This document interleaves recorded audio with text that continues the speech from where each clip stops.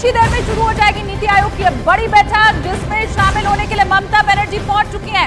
हेमंत सोरेन बैठक में शामिल नहीं होंगे, ये बहुत बड़ी खबर। बीजेपी राज्यों से कई सीएम बैठक में पहुंच चुके हैं, लेकिन हेमंत सोरेन शामिल नहीं हो रहा है। अच्छा, कल ममता बनर्जी ने ही बताया था कि हेमंत सोरेन शामिल होंगे बैठक में, लेकिन अब अहम जानकारी है कि हेमंत सोरेन इस बैठक में नहीं पहुंच रहे हैं। इसका मतलब ये कि इंडिया गठबंधन से मात्र एक दल की अध्यक्ष यहां पर पहुंच रही है, और वो है ममता बनर्जी। टीएमसी के अलावा और कोई दूसरा दल इंडिया गठबंधन का नहीं है जो इस बैठक में शामिल होगा। ममता बनर्जी शामिल भी हो रही है और शामिल होकर वो अपना विरोध दर्ज कराएंगी। मतलब इंडिया गठबंधन के बाकी दल बिना शामिल हुए विरोध दर्ज करा रहे हैं, ममता बनर्जी बैठक में पहुंच रही हैं और वहां पहुंचकर अपना विरोध वो दर्ज कराएंगी। उन्होंने तो ये भी मांग कर दी है बैठक के पहले कि नीति आयोग को ही खत्म कर देना चाहिए। ये तीन अलग अलग तस्वीर आपके सामने है। बीजेपी राज्यों के जितने मुख्यमंत्री हैं बैठक में सभी शामिल हो रहे हैं। उधर ममता बनर्जी भी शामिल होने पहुंच चुकी हैं। विपक्ष ने दूरी बना रखी है। नेता चाहे कोई भी हो, चेहरा चाहे कोई भी हो, वो इस बैठक में नहीं पहुंच रहा है। और बड़ी खबर आपको बता दें, नीति आयोग की बैठक शुरू हो चुकी है। यह अहम जानकारी, नीति आयोग की बैठक शुरू हो चुकी है। तमाम जो बीजेपी शासित राज्य के मुख्यमंत्री हैं वो भी पहुंच चुके हैं। ममता बनर्जी पहुंच चुकी हैं। प्रधानमंत्री की अध्यक्षता में यह बैठक हो रही है। अहम जानकारी, नीति आयोग की बैठक शुरू हो चुकी है।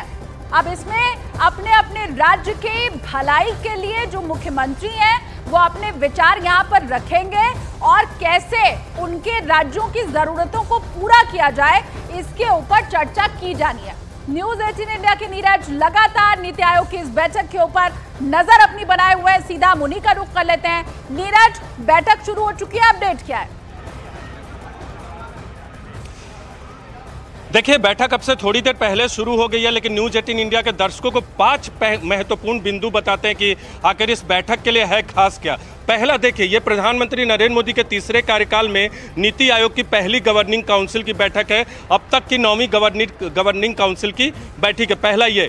दूसरा ये कि नीति आयोग की बैठक में विपक्ष के तमाम दलों ने, इंडिया गठबंधन के तमाम दलों ने बहिष्कार किया इस बैठक का। लेकिन तीसरी महत्वपूर्ण बात यह है कि ममता ने अलग राह पकड़ी है इंडिया गठबंधन की तरफ से और वो इस बैठक में हिस्सा ले रही हैं। पांचवी महत्वपूर्ण पॉइंट यह है कि विकसित भारत 2047 के, चौथी महत्वपूर्ण बात यह है कि विकसित भारत 2047 के थीम पर इस बैठक में चर्चा होगी। और पांचवी महत्वपूर्ण बात यह है कि इस बैठक में देश का समग्र विकास कैसे 5 ट्रिलियन इकोनॉमी के लक्ष्य को आने वाले वर्षों में पूरा किया जाए और 2047 तक भारतीय अर्थव्यवस्था को 30 ट्रिलियन का बनाया जाए।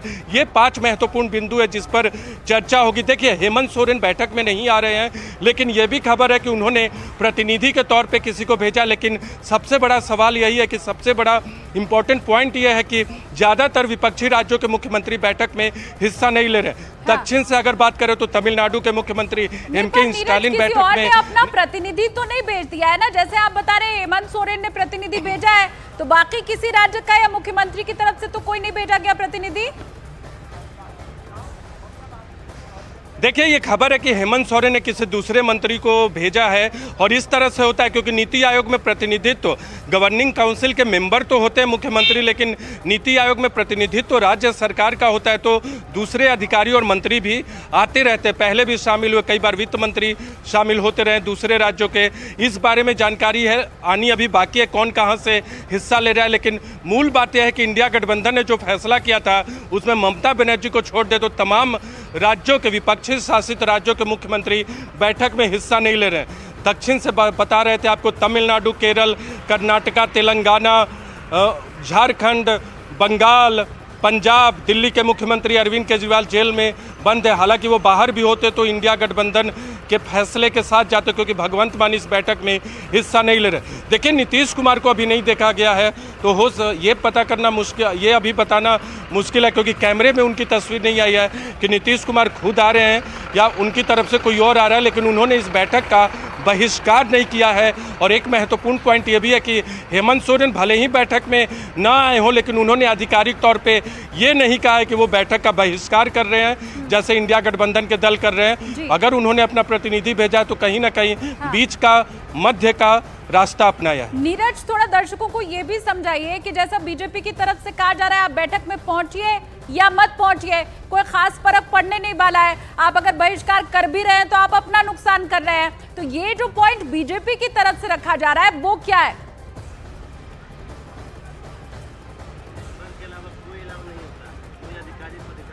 ओके नीरज, आवाज अगर आप तक पहुंच रही है तो मैं समझना ये चाह रही हूँ कि बीजेपी बार बार कह रही है कि ये जो बैठक हो रही है इसके बाद ऐसा नहीं है कि कोई घोषणा कर दी जाएगी या कोई नीति तुरंत बन जाएगी। तो आप अगर नहीं पहुंच रहे हैं, बहिष्कार कर रहे हैं, तो कोई खास फर्क उससे पड़ने नहीं वाला है। ये बीजेपी की तरफ से बार बार कहा जा रहा है।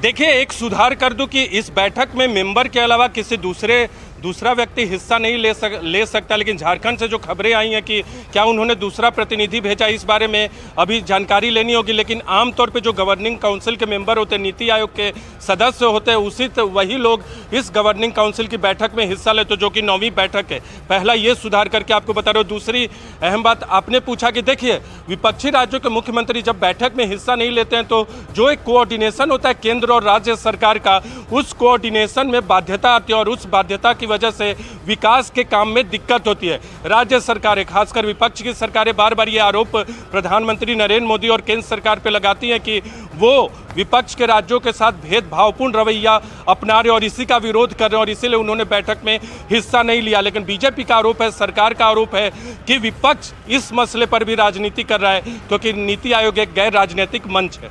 हाँ, इसके अलावा ये भी आपसे समझना चाहेंगे नीरज कि ममता बनर्जी अंदर शामिल तो हो रही हैं, लेकिन इससे कोई ये अंदाजा ना लगा ले कि उनका विरोध नहीं है, यहाँ पर वो बैठक में शामिल होते हुए विरोध कर रही हैं। देखिए, बिल्कुल बैठक में शामिल होते हुए विरोध कर रहे हैं। जो एक जानकारी हम तक सामने आई है, आमतौर पे अल्फाबेटिकल ऑर्डर में मुख्यमंत्री के बोलने की बारी आती है नीति आयोग के गवर्निंग काउंसिल की बैठक में, लेकिन आज ममता बनर्जी ने रिक्वेस्ट किया पहले बोलने के लिए, क्योंकि उन्हें जाना है बंगाल, जल्दी लौटना है और आज देर शाम वो लौट सकती हैं। तो आज जो है उन्होंने पहले हाफ में यानी लंच से पहले ममता बनर्जी को बोलने का मौका दिया जाएगा, जो जानकारी सामने आई है हमारे पास। और हो सकता है ममता बनर्जी इस अपनी भाषण के जरिए, अपने वक्तव्य के जरिए वो विरोध दर्ज कराए केंद्र सरकार का, विपक्ष की बात करें, बंगाल का डिमांड रखे, नीति आयोग और केंद्र सरकार से उनकी जो अपेक्षाएं हैं वो रखे, और बिहार का जिक्र वो शायद करेंगी और शायद ज़रूर करेंगी, जिस तरह से उन्होंने केंद्र सरकार पर आरोप लगाया है कि केवल 2 राज्यों को बजट में तरजीह दी गई है। नीरज, इसके पहले भी तो ममता बनर्जी इस बात को उठा चुकी है ना कि बैठकों में उन्हें हर बार मौका सबसे आखिर में दिया जाता है। ये उनकी नाराजगी पहले भी आ चुकी है, जिस पर ये बताया गया था कि वेस्ट बंगाल चूंकि W से स्टार्ट होता है तो जाहिर सी बात है उनका नंबर बाद में आएगा।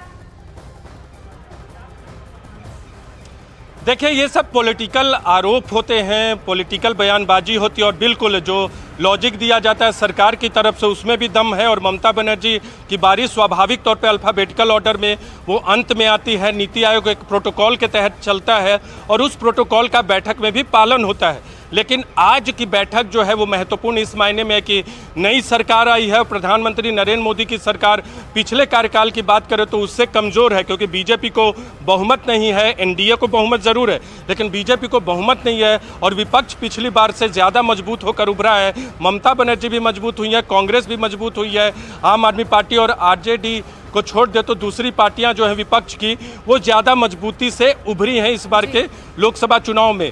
तो आज की बैठक में ममता बनर्जी अपनी वॉइस को भी, अपनी आवाज़ को यहाँ रखेंगी। उनके पहलू और मुद्दे अलग अलग ज़रूर होंगे। हालांकि उन्होंने कहा कि एक बार मन बनाया था कि वो नीति आयोग की बैठक में हिस्सा न ले, लेकिन अभिषेक बनर्जी और टीएमसी के मजबूत हुआ है और उसी मजबूती के साथ अब अपना विरोध भी दर्ज करा रहा है, अपनी आवाज़ भी बुलंद कर रहा है। बहुत शुक्रिया इस जानकारी के लिए।